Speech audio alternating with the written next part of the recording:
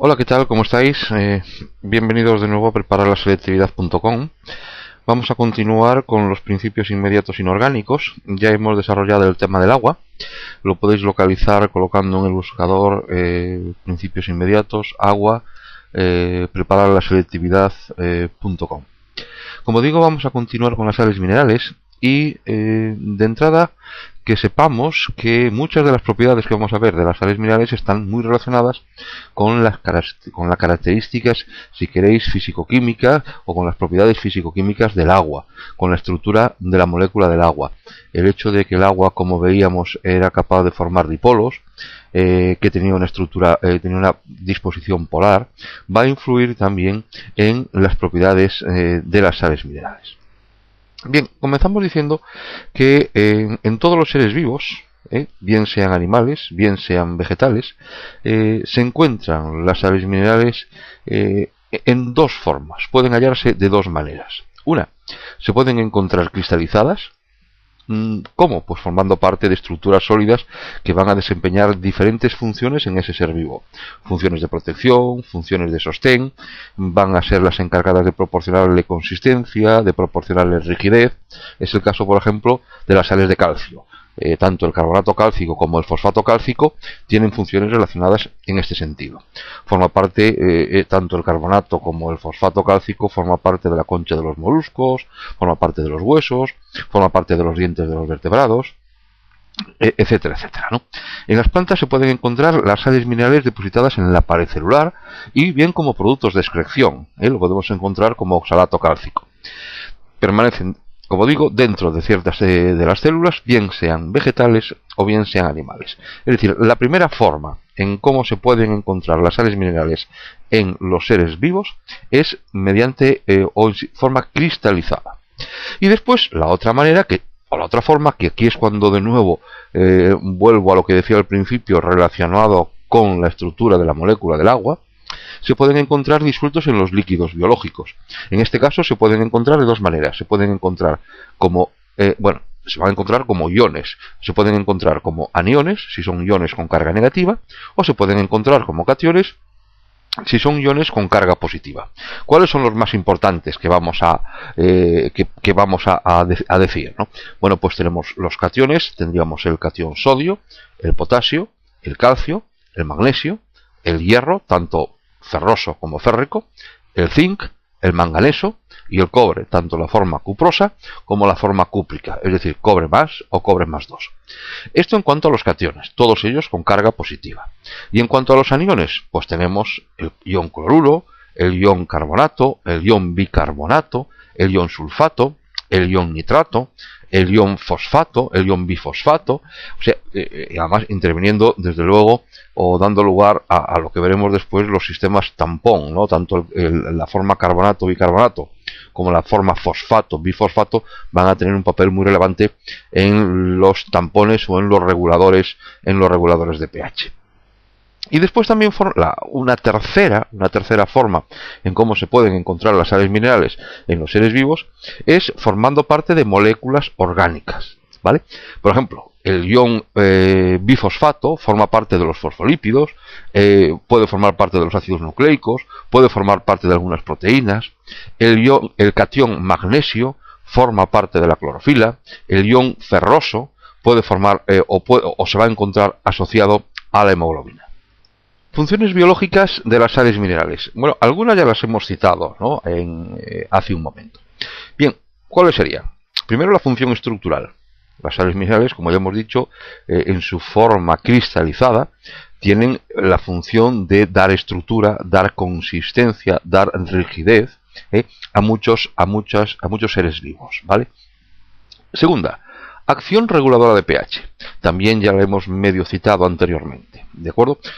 Las sales minerales se van a encargar o van a formar sistemas reguladores de pH, sistemas que van a mantener el pH del medio en unos determinados valores y evitar que pueda existir grandes variaciones en él, ¿de acuerdo? Son los llamados sistemas reguladores o tampones. Tercera función, acción osmótica. Sobre esta función tenemos que decir que los iones minerales en disolución van a ser los principales causantes de que se puedan producir los fenómenos osmóticos, el fenómeno de la ósmosis. Si la concentración de estos iones varía, se puede producir una entrada o salida excesiva de agua en las células, con lo cual el daño es evidente, ¿vale? Y la cuarta función estaría relacionada con que los cationes van a desempeñar acciones específicas en el organismo. Vamos a explicar ahora a continuación con un poco más de detalle cada una de las funciones que acabo de citar. Comenzamos con la acción reguladora de pH. Bien, decir que es desde todo punto de vista fundamental, desde todo punto de vista necesario para el desarrollo de la vida, para el mantenimiento de la vida, que el pH del medio se mantenga, el pH de los distintos líquidos biológicos se mantenga constante, se mantenga dentro de unos niveles dados, ¿no? En caso contrario, aparecerían o comenzarían los trastornos e incluso evidentemente se puede producir la muerte. De esta manera, por poner un ejemplo, el pH del plasma sanguíneo descendiera de su valor normal, que viene siendo del orden de 7.4 o 7.5, y descendiera, por poner una cifra, hasta niveles de 6.8, como puede ocurrir en caso de una diabetes grave, podríamos estar al borde de la muerte. Es decir, tiene que haber algunas sustancias, tiene que haber un sistema que evite precisamente que ese pH que se encuentra en 7,4 como norma general pueda oscilar a valores que puedan poner en peligro la vida de ese ser vivo, ¿no? Y como digo, en un hecho, en una patología, como puede ser una situación fisiológica de una diabetes grave, pues el pH puede descender hasta niveles de 6,8, con lo cual estaríamos hablando de el riesgo serio y evidente de muerte en ese individuo, ¿de acuerdo? Esto, por lo tanto, decir que el pH va a influir en muchos aspectos de la vida celular, del desarrollo y el funcionamiento, la fisiología de esa célula. Tiene una influencia fundamental en la actividad enzimática. Las enzimas, que son proteínas que van a intervenir en las reacciones químicas metabólicas que tienen lugar en los seres vivos, todas estas reacciones, toda esta actividad enzimática se realiza siempre en unas determinadas condiciones de pH. Cualquier variación que se produzca, por pequeña que pueda parecer, en este pH va a incidir en que la enzima no actúe de manera adecuada. Por lo tanto, estas reacciones no van a tener lugar y por lo tanto existe riesgo cierto de muerte en ese individuo. Cada enzima, como acabo de decir, tiene una actividad máxima, tiene un funcionamiento máximo a un determinado pH, que es el que llamamos, o el que se llama como pH, que se conoce como pH óptimo. ¿Esto qué significa? Que por encima o por debajo de ese pH, cuanto más nos alejemos de ese pH, bien por encima o bien por debajo, la actividad de esa enzima va a disminuir. Incluso puede llegar a que la actividad de la enzima sea cero, es decir, que no actúa esa enzima a ese determinado pH. Por lo tanto, con las consecuencias que esto todo tiene para ese ser vivo, ¿no? Por lo tanto, un cambio, por muy pequeño que sea, de pH, puede provocar que una determinada reacción química, una determinada reacción metabólica o un grupo de reacciones metabólicas se realicen, y por lo tanto esa parte del metabolismo celular evidentemente no se desarrollaría, no funcionaría. La muerte evidentemente es cierta, ¿no? Pero pensemos que en las reacciones metabólicas se están liberando continuamente sustancias de naturaleza ácida y sustancias de naturaleza básica en todas las reacciones metabólicas que tienen lugar en esa célula, en ese ser vivo. La consecuencia de que se estén liberando estas sustancias es que van a actuar directamente sobre el pH de ese medio, ¿no? Para evitar precisamente que existan estas fluctuaciones o que existan estas variaciones en el pH del medio, los líquidos biológicos contienen lo que se llaman los sistemas amortiguadores de pH, sistemas reguladores de pH o tampones. La función que tienen es clara, consiste en fijar o en liberar protones. ¿Para qué? Para compensar o bien el exceso o bien el déficit, manteniendo de esta manera el pH constante. Es decir, si como consecuencia de todas las reacciones metabólicas se está produciendo una liberación mayoritaria de sustancias de naturaleza ácida, lógicamente el pH tiende a disminuir. Para mantenerlo lo que hay que hacer es retirar del medio ese exceso de protones que se están produciendo, ¿vale? Entonces, el tampón, el sistema amortiguador de pH o tampón, lo que va a hacer es precisamente encargarse de o bien captar protones o bien ceder protones al medio en función de que sea necesario dar o recibir.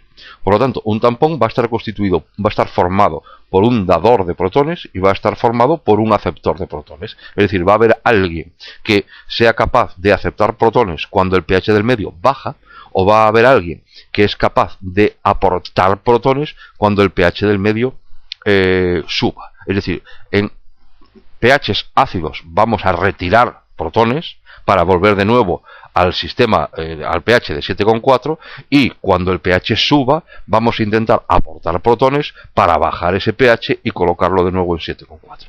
¿Cuáles son los sistemas reguladores que tenemos, que tiene un ser vivo? Bueno, pues básicamente vamos a hablar de dos. Vamos a hablar del tampón bicarbonato y vamos a hablar del tampón fosfato. Bien, el tampón bicarbonato, y aquí está una diferencia importante con el que veremos después, el tampón fosfato. Como digo, el tampón bicarbonato actúa en los líquidos extracelulares. Importante diferencia o punto importante porque va a diferir con el tampón fosfato. Repito, el tampón bicarbonato actúa en los líquidos extracelulares. ¿Y está formado por quién? Está formado por el ácido carbónico, que actúa como dador de protones, y el ion bicarbonato, que va a actuar como aceptor, tal como lo ven en la figura que está ahora mismo colocada. Si la concentración de protones disminuye, el ácido carbónico se convierte en ion bicarbonato liberando protones, evitando de esta manera que se produzca un aumento de pH. El ácido carbónico es reemplazado a partir del CO2 gaseoso, cuya concentración se puede aumentar, disminuyendo el ritmo de ventilación pulmonar, ¿de acuerdo? Con la reacción que también estáis viendo ahora. Por el contrario, si la concentración de protones aumenta, ¿vale? Es decir, se produce una bajada de pH, lo que va a ocurrir es que el ion bicarbonato va a captar protones y de esta manera se va a producir un desplazamiento hacia la formación de ácido carbónico. De esta manera, lo que se está evitando es que se produzca un descenso de pH. El ácido carbónico que se ha formado se va a disociar en CO2 y en agua, y este será expulsado por la vía respiratoria, aumentando el ritmo de ventilación. Fíjense que en este caso aumenta el ritmo de ventilación, en el caso anterior se va a producir una disminución en el ritmo de ventilación pulmonar. ¿De acuerdo? Este es, por lo tanto, como es la fisiología del tampón bicarbonato. Y en cuanto al tampón fosfato, vamos con la diferencia, una diferencia importante con respecto al anterior, es que este actúa en el medio intracelular y está formado por dos iones, el dihidrógeno fosfato y el monohidrógeno fosfato. El primero va a actuar como dador, el segundo va a actuar como aceptor, tal como tenéis ahí en la figura. Si en la célula se produce una disminución en el pH, la reacción se desplaza hacia la izquierda. Si se produce un aumento, la reacción se desplaza hacia la derecha. ¿De acuerdo, chicos? Bueno, pues ese entonces son los dos tampones. Esta es la primera función, la reguladora de pH, y cómo las sales minerales influyen en mantener o tienen una acción decisiva en mantener los niveles de pH en óptimos, para evitar de esta manera que las enzimas, la actividad enzimática deje de funcionar o disminuya, mejor dicho, y los procesos metabólicos dejen de funcionar. Vamos con la siguiente función, la acción osmótica. Bien, la ósmosis es un proceso que se produce cuando dos soluciones de distinta concentración molecular se hallan separadas por una membrana semipermeable.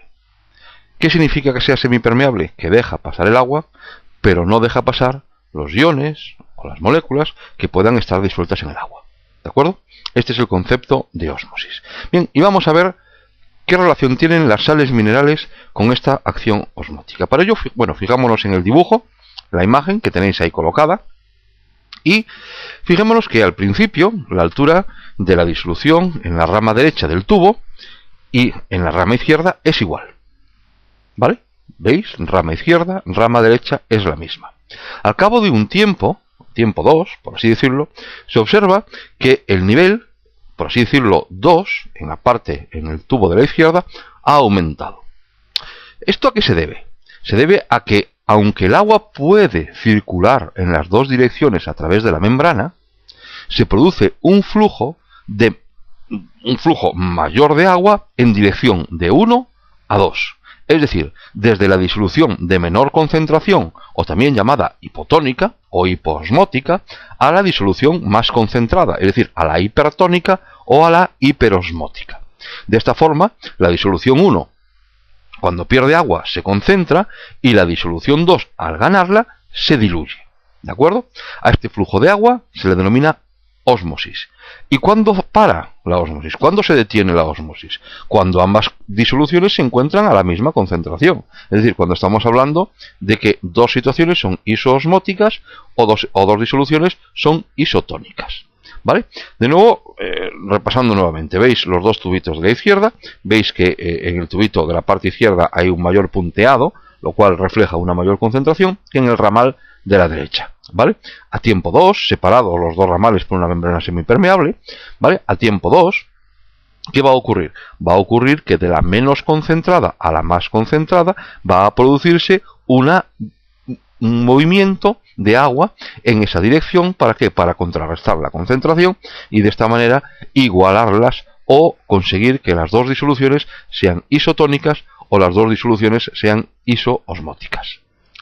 El hecho de que en el ramal de la izquierda del tubo, en el ramal izquierdo del tubo, se produzca un aumento en el nivel de disolución, revela claro que las disoluciones ejercen una fuerza que es capaz de impulsar el agua en contra de la gravedad.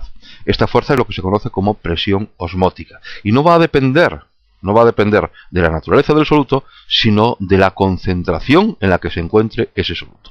Cuanto mayor sea la concentración de una disolución, mayor va a ser la presión osmótica que desarrolla. La columna de la líquida, es decir, la diferencia de altura, desde la altura H2 a la altura H1, ejerce una presión que va a contrarrestar precisamente esa presión osmótica. Ambas presiones se van a igualar cuando se produzca el equilibrio osmótico entre las dos disoluciones. Veamos cuál es la importancia de la ósmosis en los seres vivos. La membrana plasmática de las células se puede considerar como una membrana semipermeable, ¿de acuerdo? Por lo tanto, toda disolución que se ponga en contacto con las células debería o tiene que ser isotónica con respecto al medio interno. ¿Por qué? Porque en caso contrario de que no exista esa isotonicidad, o sea, esa igualdad de concentraciones, se van a producir desplazamientos de agua, bien desde el interior de la célula hacia el exterior, o bien desde el exterior al interior de la célula, con consecuencias fatales para esa célula. Por lo tanto, de entrada, toda célula tiene que tener tiene que comportarse de manera isotónica con el medio que le rodea. ¿De acuerdo? Bien, vamos a ver una serie de ejemplos que van a precisamente, o nos van a hacer comprender precisamente qué ocurriría en caso de que no se cumpliese lo que acabo de indicar. Supongamos que cogemos un glóbulo rojo, que cogemos un hematíe, y lo vamos a sumergir en una disolución salina que sea isotónica con respecto al medio interno de ese eritrocito, de ese glóbulo rojo. ¿Qué va a ocurrir? Bueno, pues no va a ocurrir absolutamente nada. Es decir, la célula va a permanecer inalterada. ¿Por qué? Porque el flujo de agua va a ser igual tanto en una dirección como en otra. ¿Precisamente por qué? Porque los dos son isotónicos. Tanto el medio interno del eritrocito como el medio en el cual he introducido ese eritrocito. En este caso, una disolución salina. Este ha sido un primer punto. Cojamos ahora ese mismo eritrocito, ese mismo glóbulo rojo, y vamos a colocarlo en un medio de agua destilada. Si lo colocamos en un medio de agua destilada, lo estamos colocando en una disolución salina hipoosmótica con respecto al medio interno del glóbulo rojo. ¿Qué va a ocurrir? Bueno, pues si estamos en contacto con un medio que es hipoosmótico, se va a producir una entrada de agua. ¿Desde dónde? Desde el medio al interior del glóbulo rojo. ¿De acuerdo? ¿Esto qué va a provocar? Va a provocar que ese hematíe comience a hinchar, comience a aumentar el volumen, hasta que llegue un momento en que puede provocar la hemólisis, o sea, la rotura de ese glóbulo rojo. Esto es lo que ocurre cuando se produce la introducción de un glóbulo rojo en una disolución salina. Perdón, he dicho una disolución salina, no, en agua destilada, en una disolución hipoosmótica. Este fenómeno explica por qué los peces que viven en el mar mueren cuando se introducen en agua dulce. La concentración de sal es completamente diferente y por lo tanto se van a producir alteraciones en las células como consecuencia de esta diferencia de salinidad. Bien, ¿y qué ocurriría ahora si introducimos un eritrocito en una disolución hiperosmótica? Es decir, en un medio de mayor concentración que el medio interno. Bueno, pues lo que de nuevo, recurriendo a la explicación de lo que es la ósmosis, se va a producir en este caso una salida de agua del interior del hematíe, del interior del eritrocito, hacia el exterior. ¿De acuerdo? Va a producirse una especie de aplastamiento, se va a arrugar el eritrocito, evidentemente perdiendo toda capacidad funcional. Comprendido esto, estamos en condiciones ya también de comprender que porque toda solución que se inyecte por vía endovenosa tiene que ser isosmótica con respecto al plasma sanguíneo, porque si no la catástrofe sería evidente. O sea, toda administración endovenosa que le hagamos a un individuo tiene que tener concentración similar al medio en el que se encuentra. ¿De acuerdo? Si no, les digo, los resultados serían fatales. Bien, y vamos a ver, ya después de haber explicado estos fenómenos con respecto a un eritrocito, a un hematíe, vamos a ver cómo la ósmosis también se produce en las células vegetales.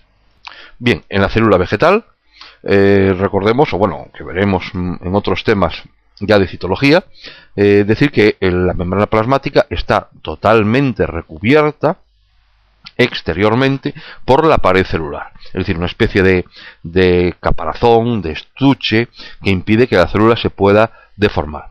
Y en el citoplasma, como norma general, hay una gran vacuola que ocupa casi todo el interior de esa célula. Bien, si la solución que se pone en contacto con esa célula vegetal es hipoosmótica, recordemos lo que vimos antes con el eritrocito, se establece un flujo de agua hacia el interior de la célula, con lo cual, ¿qué ocurre? Que esta célula va a aumentar de volumen. La membrana queda fuertemente comprimida contra la pared que estaba rodeando, como acabamos de decir, recubriendo toda esa membrana. A este fenómeno se le conoce como turgencia. Turgencia. En este caso, la célula no va a estallar. ¿No va a estallar debido a qué? Debido a la pared que está rodeando a esa membrana. Antes con el eritrocito decíamos que sí se podría llegar a producir la hemólisis de ese hematíe, ¿no? Por el contrario, si se ponen en contacto con una disolución salina hiperosmótica respecto al medio interno de la célula, ¿qué va a ocurrir? Va a ocurrir que el agua va a desplazarse hacia el exterior.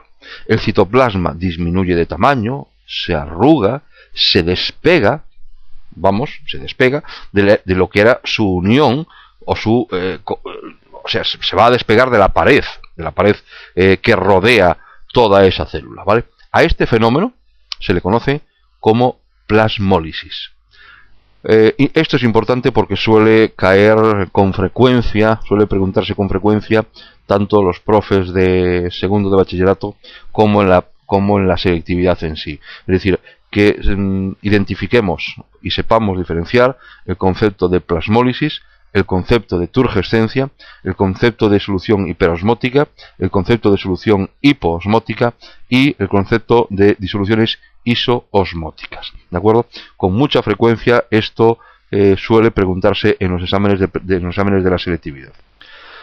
Todo lo que acabamos de ver, lo único que nos hace es confirmar que las células tienen que estar rodeadas de líquidos que tengan una concentración igual al medio interno. Es decir, tienen que ser isoosmóticas. Todos los seres vivos, por lo tanto, van a presentar mecanismos para que esto sea así. Es decir, para mantener este equilibrio. Dichos mecanismos consisten en aumentar o disminuir la concentración de sales minerales en función de las necesidades, en función de la situación fisiológica de cada momento. Veamos las acciones específicas de los cationes. Cada uno de los cationes va a desempeñar, cationes que hemos visto al principio cuando comenzábamos el desarrollo de este tema, va a desempeñar una función específica en los diferentes procesos biológicos o en las diferentes reacciones metabólicas. Vamos a ver algunas de ellas, no todas, pero algunas de ellas vamos a ver. Hay cationes que van a actuar como transportadores de electrones. Ejemplo, el ion ferroso, el hierro más 2. El hierro más 2 se puede transformar en hierro más 3, más un electrón, ¿de acuerdo? Gracias a esto, pues va a transportar electrones, por ejemplo, en la respiración celular, formando parte de las enzimas llamadas citocromos. Además, por otra parte, este catión también se encuentra formando parte de la hemoglobina, que es donde se va a producir la fijación del oxígeno. Aquí tenéis un ejemplo de cómo el catión hierro más 2 o cómo el catión hierro más 3 va a tener, por un lado, una función relacionada con fijación de oxígeno, la hemoglobina, formando parte de la estructura de la hemoglobina, o también interviniendo en el transporte, en la cadena transportadora de electrones, formando parte de los citocromos. El catión sodio y el catión potasio desempeñan o juegan un papel crucial, necesario, en la transmisión del impulso nervioso. Cationes como el calcio, magnesio, cobre o zinc son cofactores enzimáticos. Actúan como cofactores enzimáticos. Cuando veamos el tema de las enzimas, veremos qué es un cofactor enzimático. De todas maneras, si entráis en la web www.prepararlaselectividad.com, ahí se encuentra desarrollado el tema de las enzimas y podréis saber qué es un cofactor, ¿de acuerdo? www.prepararlaselectividad.com. El calcio interviene también en la contracción muscular e interviene también en la coagulación sanguínea.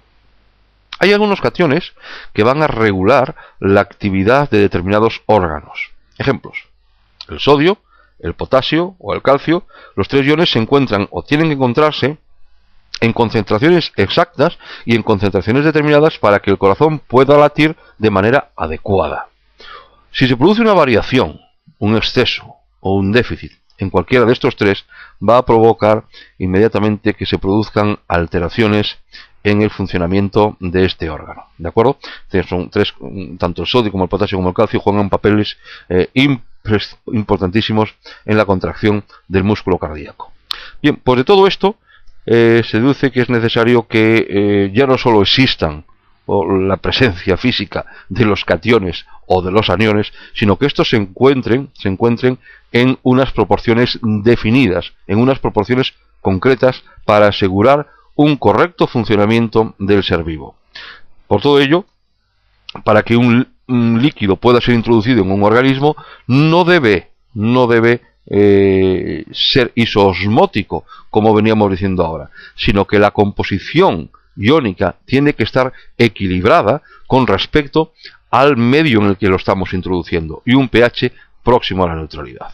¿De acuerdo? A los líquidos que reúnen estos requisitos los vamos a definir o los vamos a llamar como soluciones fisiológicas. Bien, y ya para terminar este tema, vamos a ver qué es la diálisis y cuál es la aplicación que tiene en el campo de la medicina. Bueno, la diálisis es un fenómeno similar a la ósmosis. Similar. Es decir, es un proceso que ocurre cuando una membrana que separa dos disoluciones deja, además de pasar agua, deja pasar el agua, pero, pero también permite que moléculas de bajo peso molecular puedan atravesarla. Es decir, agua y, aparte de agua, sustancias, moléculas de peso molecular muy bajo. Estas atraviesan siempre la membrana hacia el lado donde su concentración es menor. Bien, pues como decía, el proceso de la diálisis es la base de lo que es la hemodiálisis. La hemodiálisis es una técnica que se emplea en el campo de la medicina cuando un riñón no puede realizar correctamente su función. Ya, la función desde el riñón es precisamente la de depurar, la de limpiar, ¿no?, el ser vivo de todos los productos de desecho que dentro de él se están acumulando. ¿De acuerdo? Básicamente, ¿en qué consiste la hemodiálisis? Consiste en hacer pasar la sangre por un circuito donde una membrana de características descritas a lo que dije anteriormente separa la sangre y, por lo tanto, de una disolución muy diluida. Los componentes de la sangre de bajo peso molecular van a atravesar esa membrana y pasan a la disolución. ¿De acuerdo? De esta forma, ¿qué ocurre? Que la sangre queda desprovista de todas aquellas sustancias tóxicas que se producen en el metabolismo celular, como es el caso de la urea. Pero también se pierden sustancias que son necesarias, como el agua, sales, glucosa, aminoácidos, y por lo tanto es necesario, antes de introducir la sangre en el enfermo, hay que reincorporar de nuevo estas sustancias, ¿vale? Es decir, con la hemodiálisis lo que estamos consiguiendo es limpiar y eliminar aquellas sustancias que se producen en el metabolismo celular, básicamente la urea, y que por las circunstancias que sea, ese riñón se ve incapaz de poder llevarlo a cabo. ¿De acuerdo? Bien, pues esto entonces sería el tema de las sales minerales. Y ahora, para terminar, voy a dejar una serie de cuestiones, ¿de acuerdo?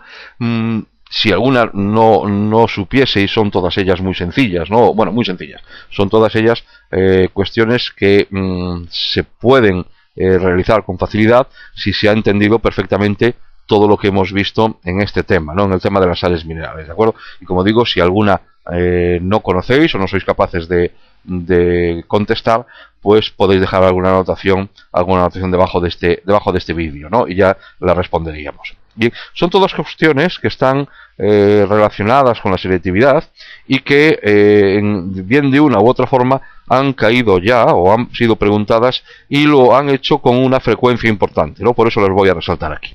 Bien, ¿seríais capaces de responder cuáles son los sistemas tampón más importantes en el medio intracelular y extracelular? ¿Podrías explicar el funcionamiento de un sistema tampón? Otra pregunta. ¿Qué le ocurre a los glóbulos rojos cuando se colocan en agua destilada? ¿Qué le ocurre a una persona en la que se inyecta agua destilada en vena? ¿Qué le ocurriría a una célula vegetal que se introduce en el agua de mar? Todas ellas, evidentemente, razona el por qué respondes de una u otra manera.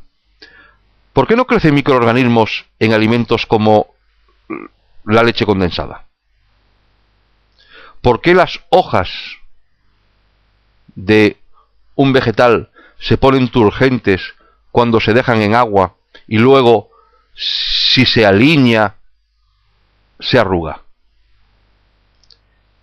¿Cuáles son las diferencias entre diálisis y ósmosis? Bien, pues son todas preguntas que deberéis responder una vez que tengáis el tema ya estudiado, y que desde luego os van a servir para que sepáis, si domináis, si conocéis, si entendéis el tema de las sales minerales. ¿De acuerdo? Y bueno, y como digo, tenéis muchos más temas desarrollados en el apartado de biología de www.prepararlaselectividad.com.